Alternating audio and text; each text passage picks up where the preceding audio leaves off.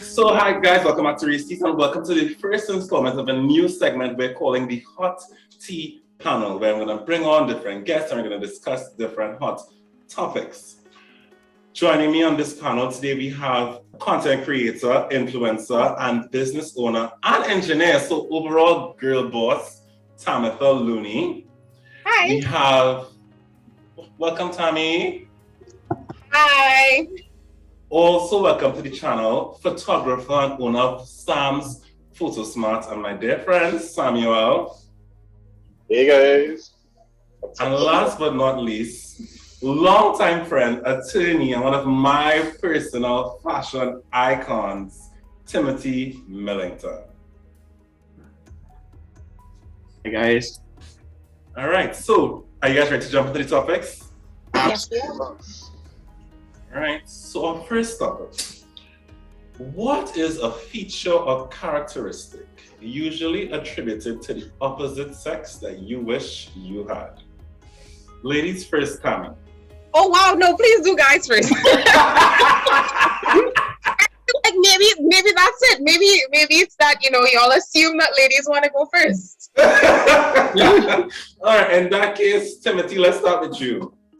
This was like a really difficult one for me. I think I thought about it actually extensively. Like, what would it be? And I couldn't think about anything that I think I wanted for myself. Like, I do like the confidence of a woman in like 6-inch stilettos. Like the fact that you can walk into a room and pull attention, and that's great without actually having to do too much. And I like that confidence. And some women do it absolutely well. They're just phenomenal. They walk into a room and they light it up. And so I don't think it's a physical thing. I sometimes wish that I would have that confidence. Unlike down days, just walk into a room, say nothing, turn heads, and then just like flip your hair. Like, yeah, I did it. I just like flip it and just walk away. I love that confidence on some women. Some women do it well. What about you, Sam? Yeah, so similar to Timothy, actually. I thought of this question, so I'm ashamed. Like, I really thought of, like, trust me, like a good half hour just saying, like, what is boy? And, like, I don't have anything physically. What I would say is that generally speaking, women's sense of bravery in concerns with, should I say bravery? Yeah, should I say bravery or that sort of endurance itself? So it's like a slash of bravery and endurance, where it's like they always believe the sense of optimism. I think that will be the best word I can use to describe what I'm speaking about.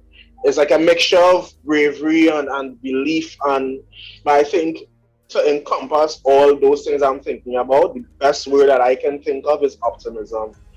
Like, simply just today, as you would have discussed earlier, like, I moved into my new studio, and when going into new places, it's kind of a challenge sometimes because you're accustomed of your regular setup. My previous studio was there for about approximately 2 years, so you kind of get accustomed to it.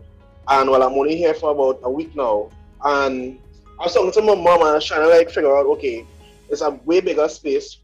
How am I going to make it look aesthetically pleasing the way that I'm comfortable with, And while I was sitting down there kind of stressing, my mom was just like, don't worry, you'll figure it out. And I understand that might be like a knee-jerk reaction to some person, just to say, well, now you'll figure it out, or don't worry about it. But I don't typically find that with men. Generally speaking, I don't find that with men. So if I was to talk to my dad, he would sit down there and try to crunch it out as to how he could do it. I mean, I kind of actually stress at it. But the bare, almost like careless optimism, that's something I kind of jealous in a sense. Like, damn, I wish I could be that. Because for me, I had to crunch numbers. Like, other than photography, I do stock. I do equities and ETFs. So my life is crunching numbers. So Understood. if it's not something that is calculated, I You need, stress you out. need, And you need facts and figures before you make a decision. yeah, so that's something for sure. I wish I had a quality of like just being like, yeah, I could just go. Nah, I had a plan properly. I can't. But that's and the whole thing. Like it come out real good. Like the city's looking fabulous, and it's just like I was even there. I was like, how am I going to even do this? And she was just like, yeah, I'll get it. And like about an hour or two later, I just called. I was like, yeah, I get it. It's just kind of weird. So that's one thing I deeply admire. In the other sex for sure. Nice, and I'm also very proud of you for getting through that. Yeah, man. Thanks. Mine is a lot more physical. So like about 2 weeks ago, I went on vacation with my friend, his wife, and their baby. And the baby loves me. I walk around with the baby constantly. He will not let me sit. Like once I have him, we must be in constant movement. Once I even try to sit down, he starts to bawl, scream at him. And then of course, whatever sort of he will get hungry. And not specifically their baby. Let me make sure that's clear. But I really, really wish I could breastfeed. Like I really, really wish, that I could, nourish another human being with just my body. I think that is amazing. And the ability to carry a child. Now, I am a doctor. I've seen childbirth. And it's a messy miracle. It's a miracle, but it's a lot. So I don't know if I necessarily want to, birth the child, but I find like pregnancy to be so magical.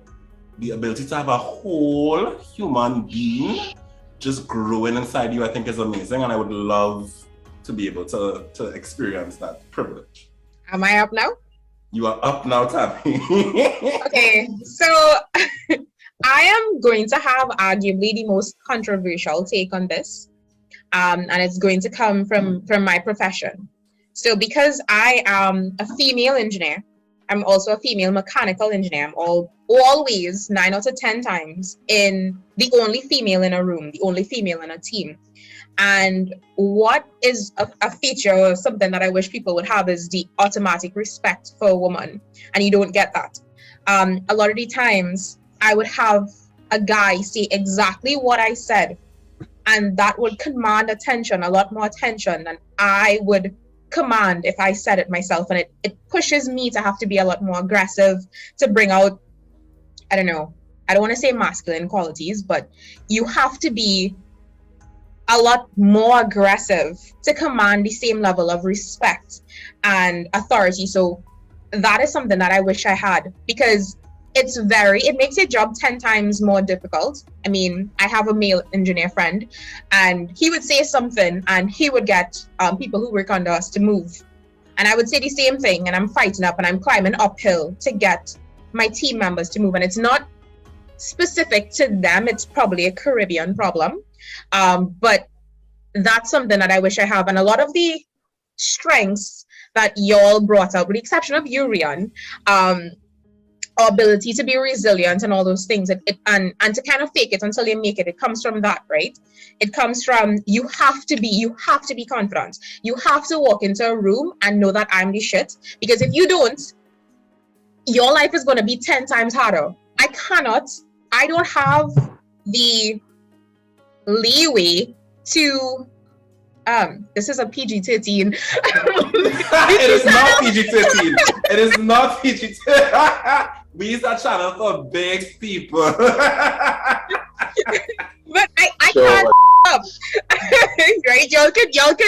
Y'all could substitute mess up with the word that I wanted to use, right?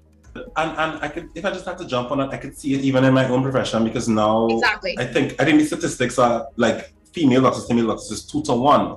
So that it's always so weird to me whenever I'm in a room with a colleague and patients, male, female, otherwise, always assume she's a nurse. Now, there's nothing wrong with being a nurse. Yeah. But there's always an assumption that the woman must be a nurse. Yeah. Despite the fact that we have context clues like she is not in white. Mm-hmm. She's performing duties you only see a nurse perform. Even in an instance where that woman is a senior, like you are seeing her giving me instructions. How you gonna still call she nurse? Yeah. And you have patients who I've never ever been called, I've never ever been I've never been catcalled by a patient, Mhm. but you will have patients call them, babes, sweetie. And I'm just like, I was just like, no. That is Dr. Looney to you, sir. Yeah. So Yeah. that So- was, oh. Go ahead. No, that was exactly the point that I was going to make, because of course it's the same thing within my profession, just assuming that female attorneys don't know what they're talking about, giving deference to males. But we have to be allies. And I think that's exactly what Rian was really touching on. Just being an ally in a room, just knowing that, okay, you don't get to speak to her in that manner. You don't get to call her any sort of names. You don't get to condescend to my female colleagues. And I oftentimes find myself in that position because everything is on my face. And so going through law school, like all my professors and like judges and everyone was like, you kind of have to fix your face because we could tell everything that you're thinking. And so it's oftentimes that would, the very thing that people wanted me to change kind of helped because it checked people without me having to say anything. Like I would just be like, okay, no, you just crossed so many lines by catcalling her or making assumptions. I have also seen my female counterparts and seniors use some of those things to their advantage because they know that they're underestimated. They usually come from behind and get promotions and win cases, and then we're all sitting there like, wait, what How happened? did she do that? Because he wasn't looking for she.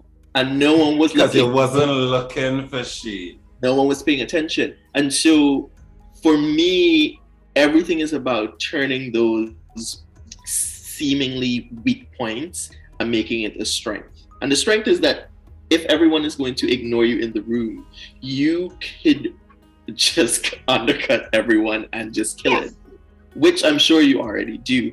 But having allies in the room is always good. Having male counterparts say no.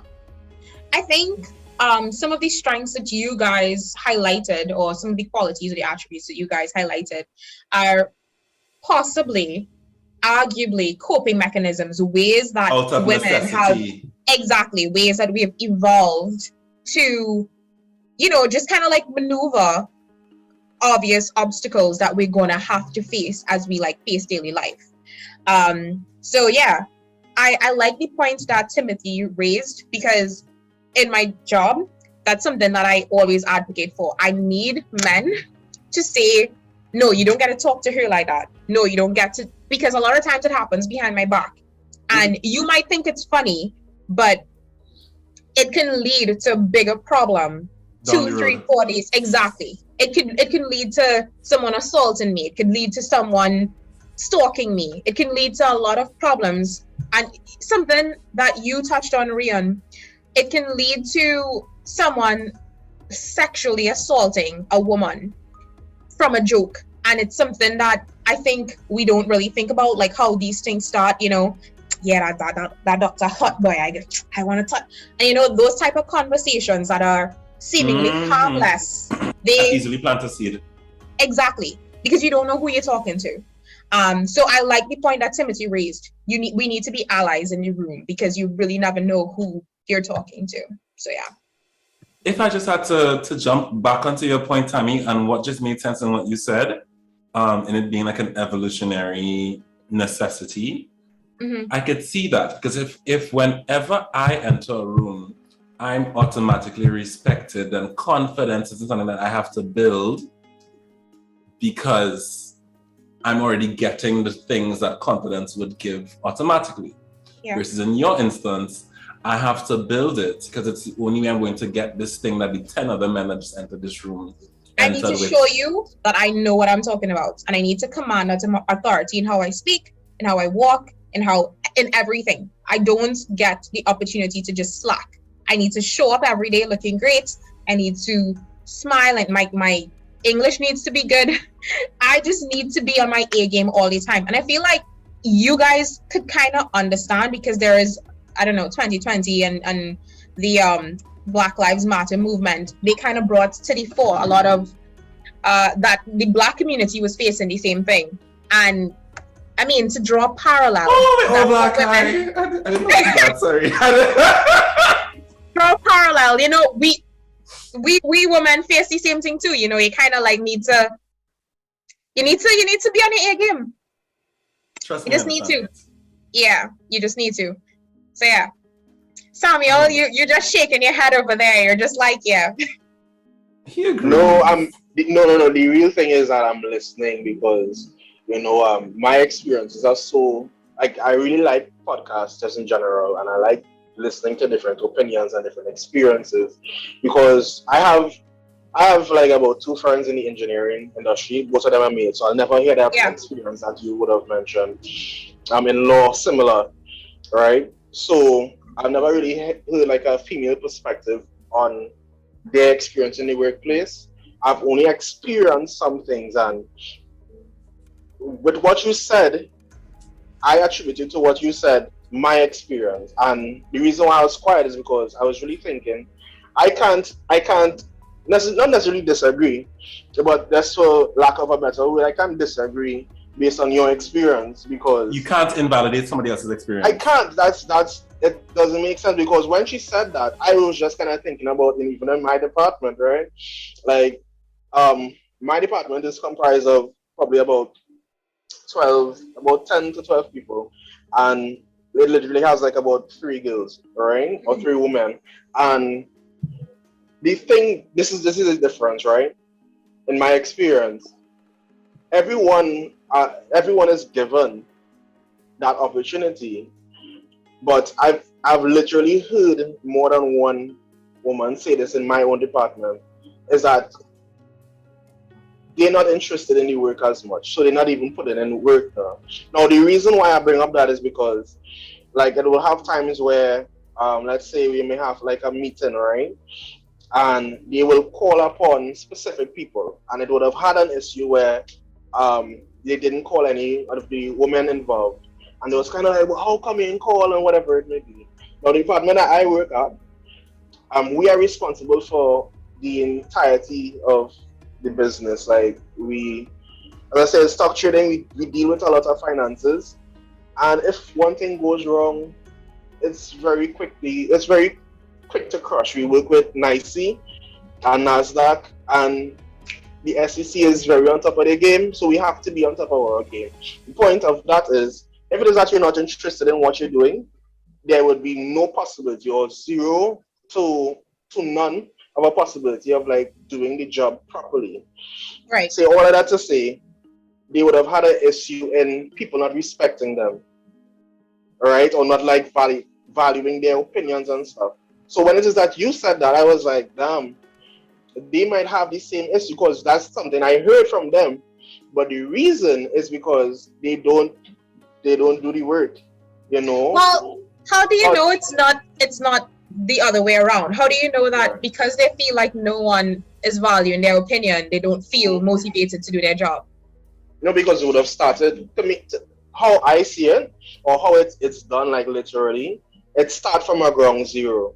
Mm-hmm. And this is not me just saying that because I would have started with some and I would have trained some. Mm-hmm. And at ground zero, they would have straight up said, hey, I don't really like this, I don't really care about this trading thing. I just want the money straight up. Like, I literally heard one tell me that, like, straight when I was trading her. So that is why I would say it's not simply because my manager, big up to him, literally the best manager I've ever had, and he don't see that sex thing, he don't see that gender, he don't see that race, he really don't. Like, he's, hey, do that and do that. But they would have had multiple instances like where they would have given certain tasks and they just kind of drop the ball, and it just kind of commonly fall within that specific gender. So that's why I said, like, I was listening, but I couldn't say, well, nah, that's the reason why they don't respect her. That's kind of stupid of me to even say, but I definitely do agree with this because I experienced this too. This is what I can relate for sure. I feel as men, we sexualize, especially in the workplace, women too much, that we don't see their efforts, and we don't get to allow them to reach their full potential. This is a whole other different Discussion. department. But I would have seen women before stuck there as like receptionists and stuff because they're pretty. And that time, like, they have so much. I know a girl, she was A class at accounting, and they were looking for an accountant for our funds and banking department, and they just kept her just there, and it's like why, you know? And then boom, a guy came on. He don't even know she had to teach her, like little things like that. So I've seen it definitely where we as men, we romanticize and sexualize and, you know, kind of materialize women, which is like kind of diminish them down to just face value. And that I do agree with. We definitely need like whistleblowers as men, especially, to talk out against those things. But I think for my organization personally, after that instance, we have progressed because we are a very modern company, very modern company. So that's one of the experiences I can really latch on to and say for sure I do 1,000% agree with that. We need analyzing that. Yeah, definitely. Unfortunately for you guys, this is something that I'm very passionate about. Actually, on the DEI, the Diversity, Equity, and Inclusion board on my job. So I could talk a whole lot about about this. But what I would say is that I'm obviously in a different work environment, and what I do remember, and I'm trying to figure out how to say this in a very anonymous way. I remember I was on a client site, and it's very disturbing. And a lot of men think women like the attention, but it really is not like becoming of you to be sexualizing me when I'm doing my job. And you're walking through a plant, industrial plant, and everybody referring to you as that. I can't say the name of my company. That girl, let's call it that girl, like that girl. And talking to my colleagues about that girl Best Buy. Yeah. And it kind of made me uncomfortable, and I genuinely felt unsafe going there by myself. And it became a situation where I would always ask somebody to go with me. Not because I needed their technical opinion, but because I really didn't want anybody to just, I don't know. I don't know what I thought would happen. But the reality of the situation is I needed to be aware that this is a reality that could happen. Somebody could grab me.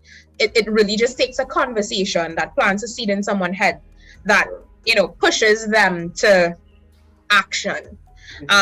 So, I mean, I can't really comment on your organization. And just to be clear, I'm not disagreeing with anything.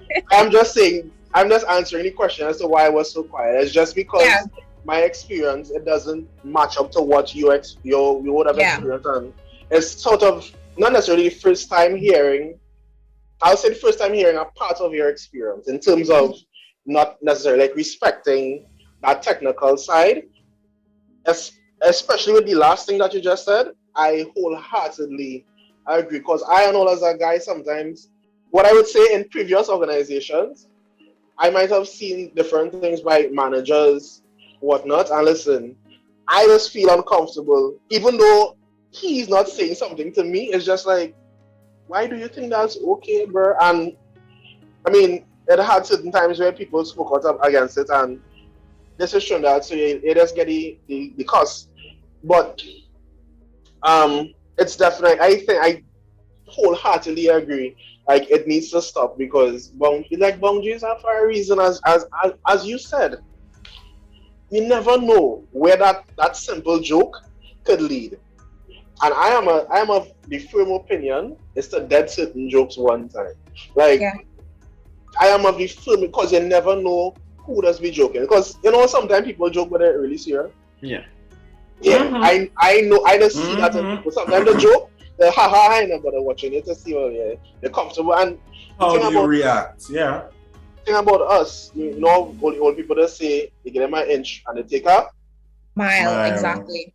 Right. And I see that a lot of people where, say for instance, me and you, Tam, I say, you look good today, girl. Nothing bad with that, you look good today. I just tell some of my coworkers, hey, I have a coworker say, "Was he fit for today?" Or we working at home, but she working. Well, my department works at home, but they work in the office.